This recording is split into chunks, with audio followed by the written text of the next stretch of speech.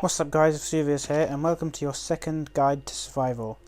Now in the last video I showed you how to survive your first night in this small home, but now I'm going to develop on that and I'm going to show you how to make your house a little better and just get some more materials.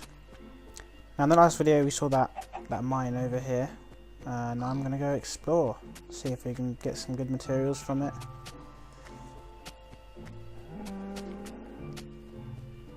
Hopefully this is actually where the mine was, as I was running around in circles.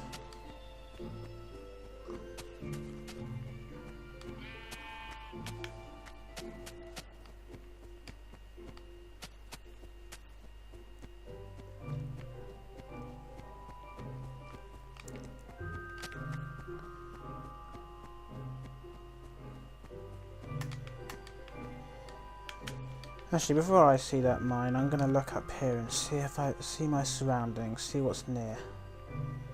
Well, we got some grassland over there, swamps,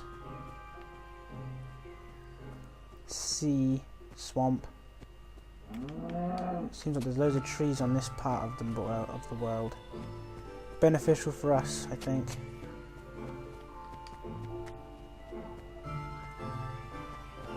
Let's see if we can't track down that cave. There's a river nearby, which means we can, if we ever have a boat, which we probably will, we can easily sail out to the world.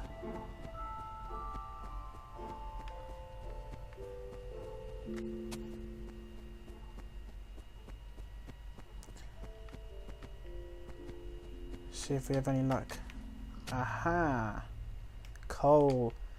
Probably one of the best materials to find early on in Minecraft, as it can be used for fuel and it can be used for light. And light is very important to keep away the beasts of the night. Takes slightly longer to mine than the regular cobblestone, but you get XP from it anyway.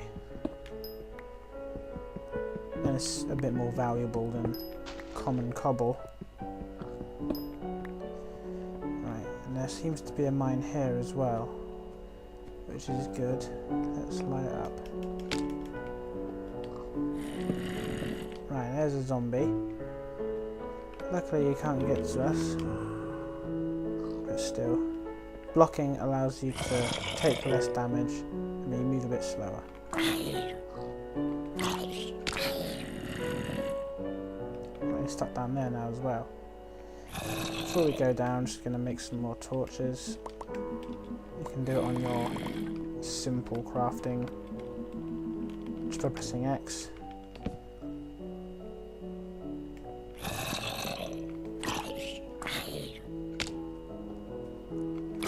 This zombie really doesn't stand a chance. You also get XP from him too.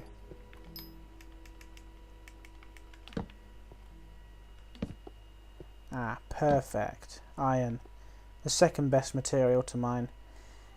And the second tier of pickaxes and tools. But before I do that, I'm just going to sort out my inventory. This is how I normally sort it. Normally have my pickaxe there, sword there, and so on.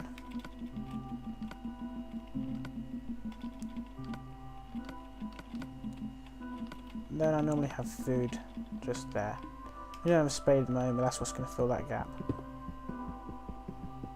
And iron takes longer than coal, but just by a fraction.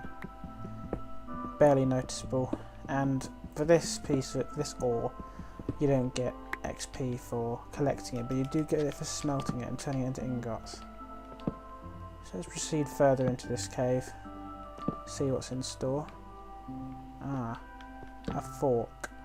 Let's explore this way first. Hopefully, hopefully we don't get stuck. Alright, dead end, that's good.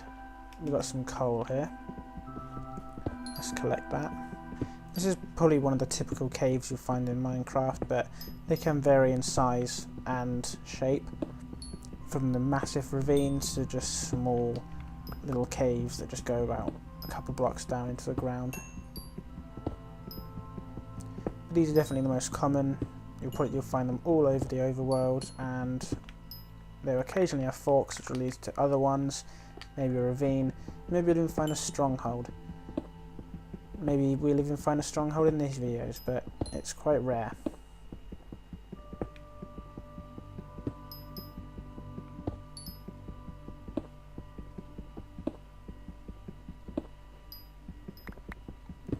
And as you could probably see, coal has a much larger vein than iron do, as in coal appears with more than just 4 blocks of iron.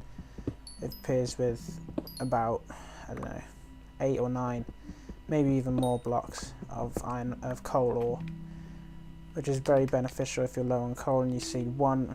Usually it means it leads to a whole lot more. Okay, let's continue down here. Oh, what's this? Now these rooms, I don't know if they have an official name, but I'm just gonna call them hubs, because they seem to be a sort of oval room with many other caves branching off. But they're not necessarily have other caves branching off. I've had worlds where I've come down and I've ended up living in rooms like these.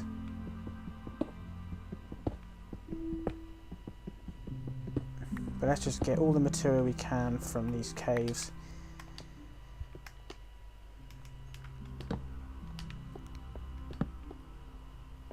Wow, these caves sure have a lot in them. Right, I'm going to leave that there. I don't want to go any further. This should be enough to sustain us for a while, especially with all this coal we've got. And if we go any further, our pickaxe is probably going to break. But don't worry, we've got iron. And iron is a much better material, the second best in fact.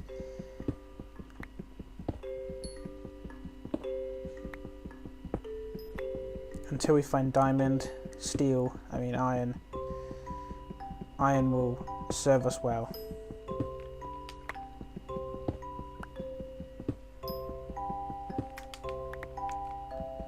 God, this goes on forever. Right. Let's get out of here.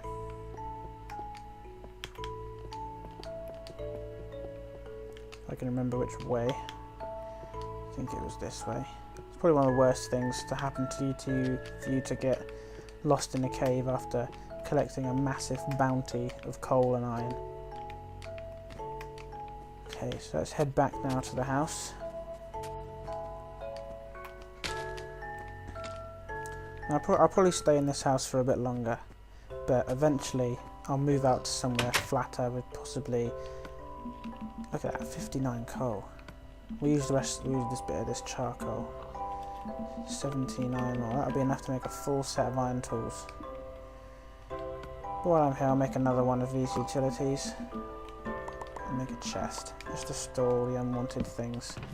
Like, actually I'll put that in there. And I'm going to go plant this sapling. Saplings are good because you can make your own forest if you'd like. Saplings spawn by when you chop down trees and the leaves disintegrate or die. They drop saplings and they're small baby trees basically. You plant them and they'll grow up into big trees and you can get wood. Basically, they are what is the necessity of a forest. If you plant one, it turns into a tree. If you kill that tree, it spawns about 7, and it's just multiplying onwards and onwards and onwards. So as you can see, it's getting dark now. The zombies and skeletons will start to be coming out. There'll probably be a time in these videos where I re-encounter them, but for now I'm going to play it safe, just so the new guys watching, don't end up dying on their first day and losing all their stuff and then quitting Minecraft forever.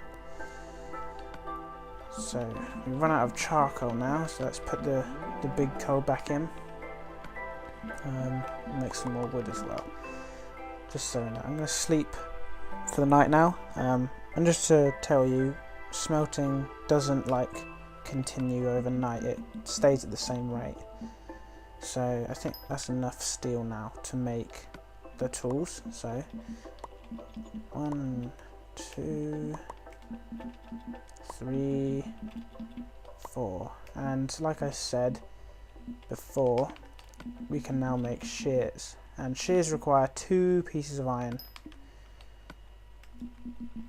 There you go. And I'll show you now. Let's do a quick monster check. I'll show you now what happens when you shear a sheep. So let's get the shears out. There we go. And let's proceed. Hopefully we find a sheep a bit easier than last time. Hopefully these wolves haven't killed all of them. Probably one of the bad aspects of living in somewhere like this. So all the wolves tend to kill the sheep, and then their wool falls on the floor and ends up despawning, so you can't even tell if there are sheep there in the first place.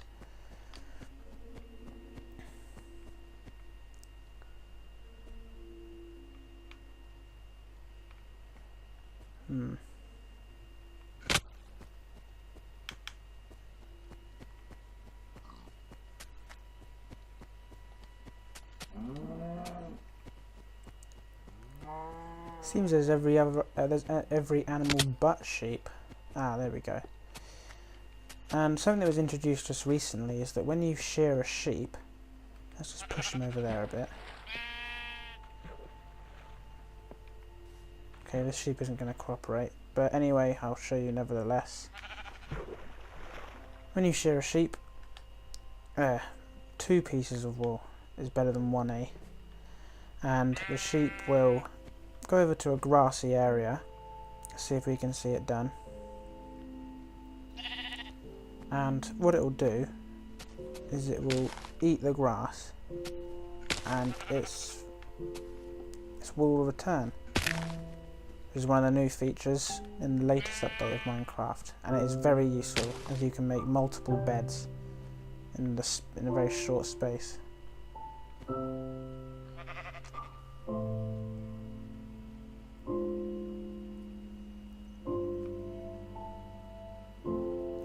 Come on, there's grass there, eat it.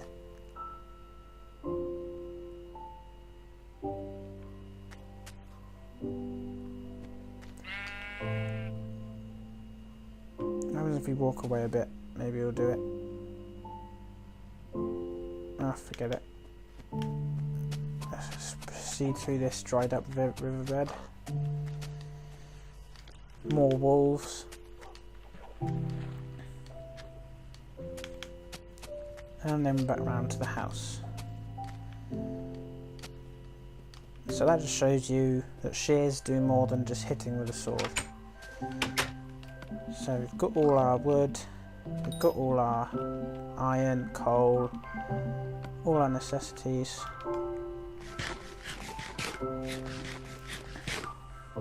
And there, that just shows a bit of a development in our tools. And I think I'll leave it there for now. In the next video I'll begin to build a house, find a suitable location, and well, we'll just take it from there, won't we? So until next time, guys.